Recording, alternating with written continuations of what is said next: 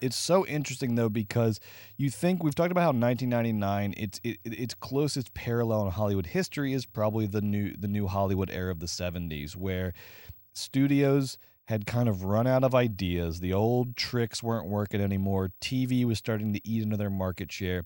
And so they said, we got to do what we hate to do. We got to let the artists be in control for a while because they know what's hot and cool and they will revitalize the industry. So what happened in 99, I think, is in many ways a parallel of what happened in the 70s.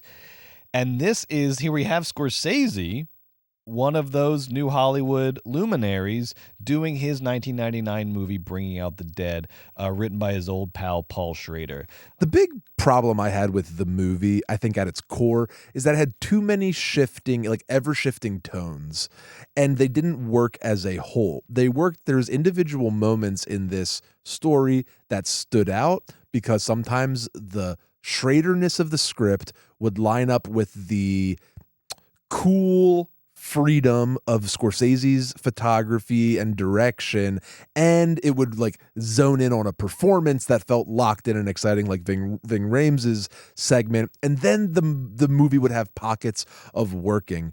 It's not, but ultimately I felt that this movie was mid-tier Scorsese, sort of towards the bottom. I don't really understand what the revival energy is for this movie. Well, I understand one thing though, is it's not unworthy of like watching and considering. Scorsese and Schrader together again is like an event in and of itself, so it's like fun to watch them back. But the New York that they return to, though, it's just grimy in a different way than Taxi Driver. And I think that in Taxi Driver, okay, you know what? You know the kind of thing was it with 1999 is like there's this like late 90s post Clinton or like during Clinton like obsession with morality that is weighing all of these 1999 movies down with like bricks on their feet. Everybody's sort of like doing their spin on heroes, and this is like Scorsese's like cheers to the heroes, like Michael Mann was doing in The Insider. So he's like, cheers to the heroes. Now it's Scorsese, so like the hero is, you know, an insane lunatic who's drinking and driving an ambulance and all of that. But there's still this sort of like niceness, like sacredness, this sacredness, because it's a Schrader Scorsese joint, you know, this like reverence, piety. The images are very exciting. Sometimes they would kind of remind you of like Baroque Caravaggio-esque sort of paintings with a lot of like neon flare, but like darks, bright lights. And sometimes I think it's actually works really excitingly. And sometimes I think I wasn't digging it. It's a real mixed bag. Nicolas Cage gives a mixed bag performance, but he is asked tonally to jump through hoops. This movie also features underutilized, or how about this? Strangely scripted Patricia Arquette. Yeah. Patricia Arquette's excellent in the movie because Patricia Arquette's an excellent actor. She is suffering some sort of family tragedy at the hospital, and they're all sort of stuck in like this horrible purgatory between sleep and death and awakeness. And you know, Patricia Arquette is kind of used like as like a love interest, kind of through line-ish kind of thing for Cage to keep coming back to, but it never really like amounts to anything. I think what Nicolas Cage says in the movie, quote, "I came to realize that my work was less about saving lives than about bearing witness." And it's a lot of like, you know, the paramedics rush in and they try to save people, and you know, it's really hard to do and blah blah blah. But I like that line's kind of cool.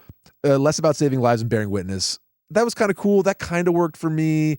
He's like really, you know, he's so tired and his eyes hurt and he's between life and death and between purgatory and heaven. And it's very, you know, it has a lot of good, but I got to tell you, as just like a watch, the first half I was like, yikes. And the second half I was like, all right, well, I was very happy when it was over. It was too long. And despite a lot of talented people working on it, it just has that like stupid morality that is so unappealing with all these late 90s films. Like, whatever. And Schrader's so obsessed with his Catholicism, sometimes he can't get his head out of his own ass. And sometimes I love Schrader when he's Schradering, and a couple times in this movie I had to laugh because of his like bombastic, melodramatic Catholicism.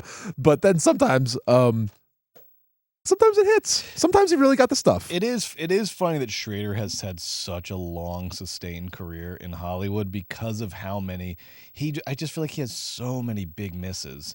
And I'm not saying this is a big miss, but the elements that I liked in Bringing Out the Dead are, to me, feel more attributable to Scorsese. Yeah. I liked the look. I liked the way it was shot. I liked to see Scorsese try to sort of do a like 90s version of Taxi Driver, do sort of like, because there's a lot, I mean, it really, in a way, it feels like Taxi Driver 2.0 in a lot of ways. It's about the grimy New York streets at night.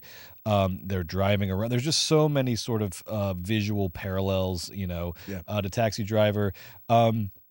But what's so great about Taxi Driver is it's so simple. It just has such a simple, when they released it, they were advertising it with all the Revenge-O-Matics. It was on double bills with like The Farmer and all these like crazy old Revenge-O-Matic movies from the 70s because it had such a simple sort of genre plot.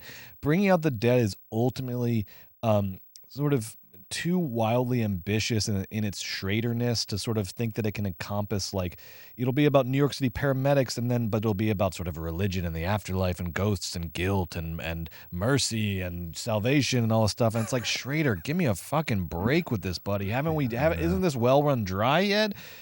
But I liked a lot of it.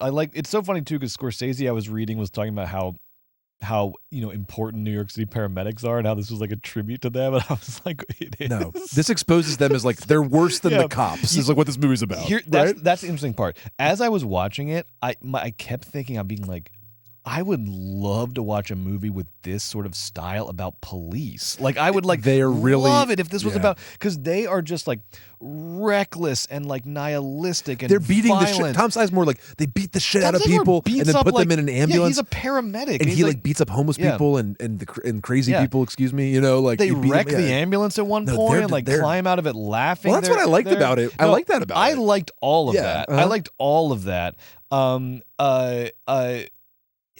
It's just such a chaotic movie trying to do 100 things at once. Right? Are they heroes? Are they villains? Yes. What is? And then like, go for it. Say it. Say it. I mean, they got Mark Anthony running around like. Oh my God, Mark Anthony was so bad in this. Freaking Caliban from The Tempest. I was like, you gotta. Mark Anthony goes. What is this character? He goes the full R. It's what a is shame. This character? It's actually fucking. It's everything. It's so funny. It's so bad. And Mark Anthony's like, I guess. I mean, star power out the wazoo. None of that on the screen. No. He is a terrible actor. Impossible. And he plays like again, I don't know the right word. Excuse me, folks. A crazy guy. Right. And well, the movie doesn't know. The movie doesn't know. It's so unspecific and so reckless and terrible. It really is. Sorry, Mark. I love you, but you're bad in Bringing Out the Dead. I literally, I mean, if you're a Shakespeare head and you know The Tempest, it like I kept thinking like Caliban. Like there's like a Caliban creature in this movie. What's happening? They would show him just like scurrying. Half the time I was like, is this guy gonna start running on all fours? Like, what is this character? Like and what the character actually is this guy who's like a drug addict that has mental illness and is in and out of the hospital like every single night. And that's like a cool portrayal of it is just crazy. It's cool to see like the wheel, the wheel of our systems where the homeless get taken to either the jail or the hospitals, and then they're like held for an evening before they're let go again, and then it all sort of spirals in on itself. There's lots of interesting elements here, and I'm sure I think it is a movie that's 100% worth watching. I think it's worth checking out. It's a very interesting I think it's movie a tough watch though. Did you find it to be boring? It's a tough watch. It is. I found it to be a little boring the whole time. It's a little boring because it has it doesn't have a great through line, so everything just feels sort of fragmented. Right, it does. And I think part of that is it's supposed to feel a little hallucinatory. It's all taking place at night. Nicolas Cage is like some combination of an insomniac and a drug addict and an alcoholic and everything in one. And he's haunted by this woman who he couldn't save. Which is also not entirely. I don't know. Did it? No, I don't. Because think he's a paramedic. I was like, don't isn't think this the every movie night? worked. Like, what was like? They never established what's special about this one woman that's like haunting him, and then like forgives him at the end. Right. It's a messy movie. It feels like there's a lot going on. Yeah, it feels like Scorsese was maybe in like a weird place in his life. I don't know. It's like a weird. Well- it's a weird movie. I will say, here's what I did like.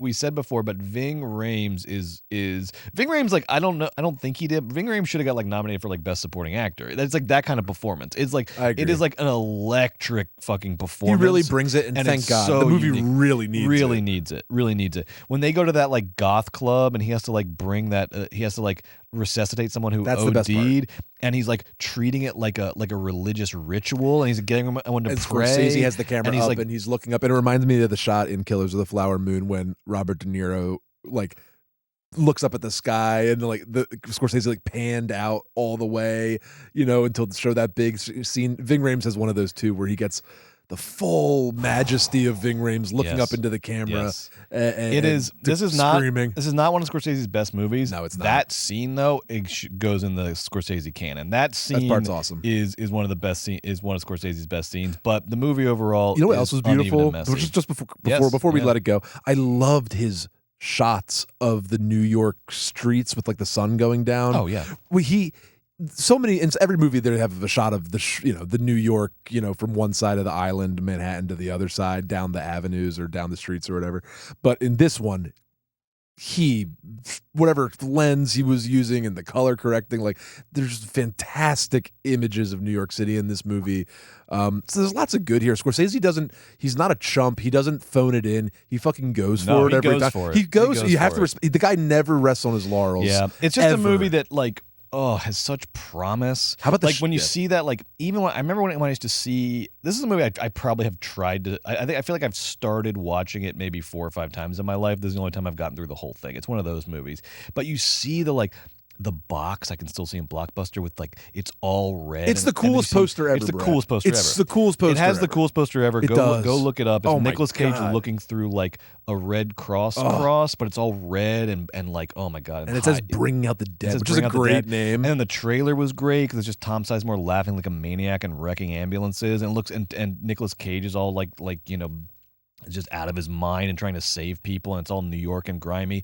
This movie has such potential at so many levels, but man, there's just too much Schrader. There's too much just confusion in the storytelling. And this is also the only time that Nicolas Cage and Scorsese have worked together, and I kind of like don't know if they make a good pair. Is also They part don't. of it. They really don't. I really didn't. Yeah.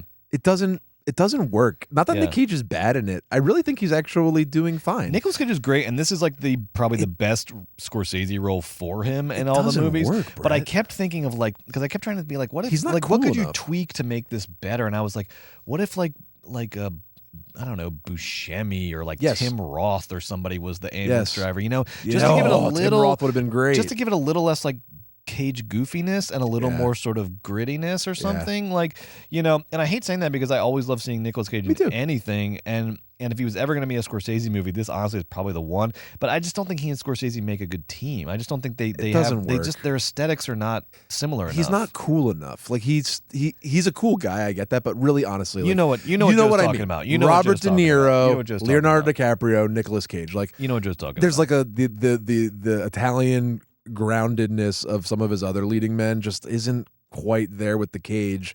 So and we haven't put our finger on it, Brett, but I know you're right. It's just not a great pairing. It's not a great pairing. Yeah, yeah. Maybe in bit parts, like he could have done the He could Matthew have been- McConaughey role in Wolf of Sure. Wall Street or something, but he's not a Scorsese leading man. He's not. And that honestly, guys, you're both absolute legends. I just don't think the pairing works. I bet they both said, that was a lot of fun. I respect you very much. I don't know if this works. That's They it. just broke up. That's exactly what Yeah, they said. that's That's exactly what they said. great All right, movie. Thank you. So that's Bringing Out the Dead.